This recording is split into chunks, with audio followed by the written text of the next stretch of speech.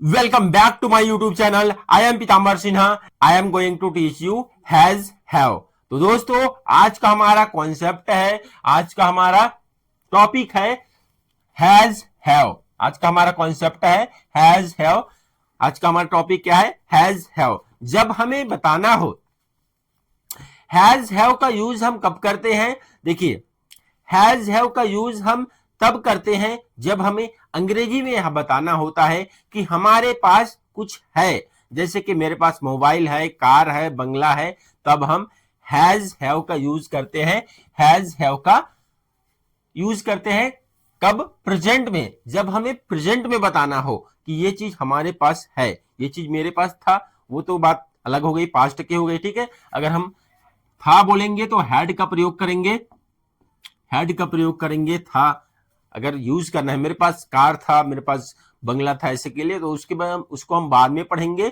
अभी हम has have को देखते हैं, हैज हैव को पढ़ेंगे, हैज हैव को सीखेंगे. हैज हैव का यूज हम कब करते हैं ये हम डिटेल से जानेंगे, इसका इस्तेमाल डिटेल से जानेंगे आज की क्लास में. तो देखिए हैज हैव का यूज हम प्रेजेंट में करते हैं अगर हमें बताना हो कि मेरे पास कुछ है. ठीक है, मेरे पास है, मुझे बताना हो कि मेरे पास कुछ है. अगर हिंदी वाक्य के लास्ट में पास है, ठीक है, पास है, इस टाइप से आ रहा है वर्ड पास है, तब हम हैज हैव का यूज करेंगे. अब हैज हैव का यूज हम कब करते हैं? देखिए पोजीशन बताने के लिए, यानी अधिकार जताने के लिए, स्वामित्व के लिए, कब्जा के लिए. ये मेरा कार है तो उसमें क्या जता रहे हैं हम? अधिकार जता रहे हैं, स्वामित्व जता रहे हैं कि ये मेरा चीज है, मेरा वस्तु है, ऐसा करके. ठीक है, ये मेरा है, उसमें हम अधिकार जता रहे हैं. तो अधिकार, हैज हैव का यूज हम अधिकार बताने के लिए करते हैं, अधिकार जताने के लिए करते हैं. जैसे मेरा है, ठीक है, मेरा कार है, मेरा बंगला है, ये स्वामित्व बताने के लिए करते हैं. बेसिक कॉन्सेप्ट इसका स्ट्रक्चर देखिए, subject has have, subject plus has have plus verb. ये बेसिक कॉन्सेप्ट, ये बेसिक स्ट्रक्चर है. हैज हैव का यूज किसके साथ करते हैं? यहां देखिए हैज का यूज हम ही, सी, इट या कोई नाम रहता है, यानी हमारा जब सब्जेक्ट जो है सिंगुलर होता है, जब हमारा सब्जेक्ट सिंगुलर होता है तब हम हैज का यूज करते हैं. हैव का यूज हम किसके साथ करते हैं? हैव का यूज हम आई, यू, वी, दे या कोई नाम रहता है, दो नाम रहता है, दो नेम रहता है, तब हम इसका यूज करते हैं हैव का. यानी हमारा सब्जेक्ट जो है प्लूरल होता है, हमारा सब्जेक्ट प्लूरल होता है, तब हम हैव का यूज करते हैं. द रूल ऑफ डूडस, डूडस का यूज हम कब करते हैं? यहाँ पे डूडस का भी यूज होता है, तो वो हम कब करते हैं, क्यों करते हैं, ये हम जानते हैं. जब हम प्रेजेंट इंडेफिनेट में इंटरोगेटिव या नेगेटिव सेंटेंस बनाते हैं तब हम डू डस का प्रयोग करते हैं, डू डस का यूज करते हैं, डू डस का यूज करते हैं. अब देखिए यहां पे डू का यूज कहां करते हैं? डू का यूज किसके साथ करते हैं? डस का यूज किसके साथ करते हैं? तो डू का यूज हम आई, यू, वी, दे या दो नाम रहता है तो हम डू का यूज करते हैं. और डस का यूज हम ही, सी, इट नाम के साथ, नेम के साथ हम डज का यूज करते हैं. ठीक है, डू का यूज हम आई, यू, वी, दे या दो नाम रहता है तो हम डू का यूज करते हैं. और डज का यूज हम आई, ही, सी, इट नेम के साथ डज का यूज करते हैं. नेक्स्ट है नेगेटिव लॉजिक. नेगेटिव लॉजिक, जब भी हम, यह इंग्लिश का नियम है, यह इंग्लिश का यूनिवर्सल रूल है कि जब भी हम डू, डस या डिड का यूज करते हैं उसके बाद हमेशा वर्ब का फर्स्ट फॉर्म ही लगाया जाता है, वर्ब का फर्स्ट फॉर्म लगाया जाता है, ना कि थर्ड फॉर्म, फोर्थ फॉर्म. ठीक है, वर्ब जब भी आप डू, डस या डिड का यूज करेंगे उसके बाद हमेशा फर्स्ट फॉर्म लगाना है. ठीक है, जब हम डस का यूज करेंगे लाइन में तो डस का यूज करने के बाद हमेशा याद रखना है, डस का यूज करने के बाद हैश लगाने की जरूरत नहीं पड़ती है. डस का यूज करने के बाद हमें हमेशा आपको याद रखना है कि हैज लगाने की जरूरत नहीं पड़ती है, वापस हम बेस फॉर्म में आ जाएंगे, यानी हैव लगाएंगे।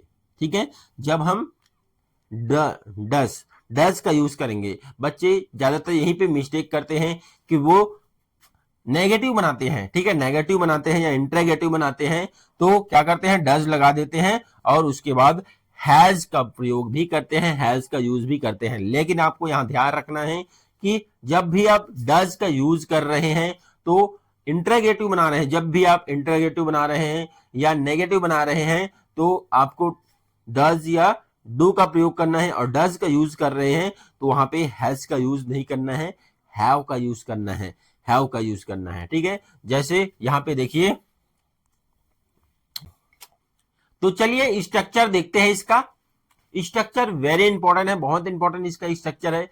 आपको स्ट्रक्चर याद रखना है और स्ट्रक्चर के हिसाब से आपको लाइन बनाना है, स्ट्रक्चर के अकॉर्डिंग आपको लाइन बनाना है। ठीक है, तो हैज हैव का स्ट्रक्चर क्या है, बेसिक स्ट्रक्चर है इसका, subject plus has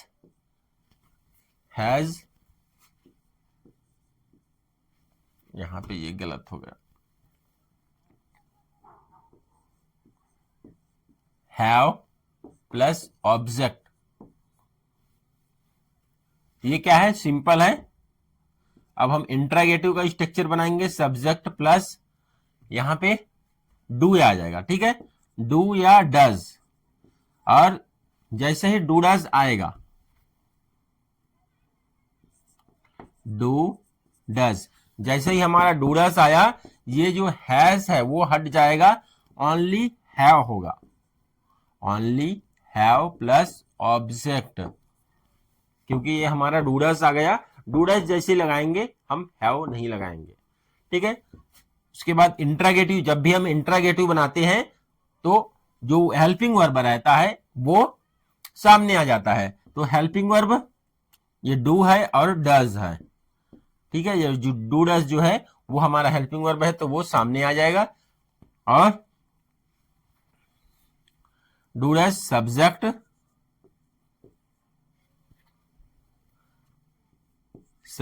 plus have plus object,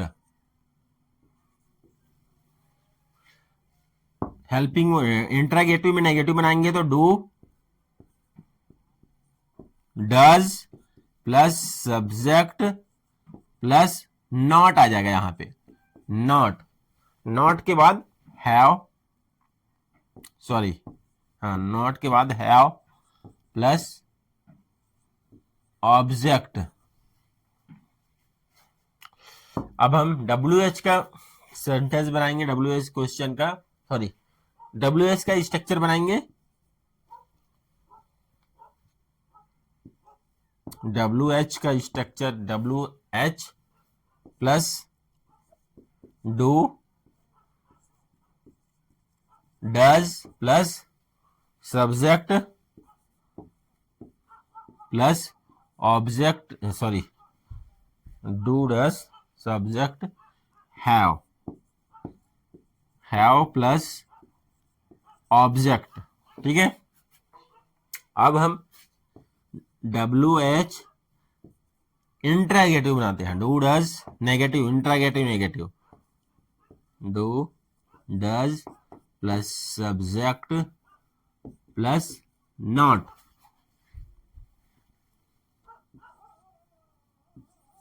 plus not plus have plus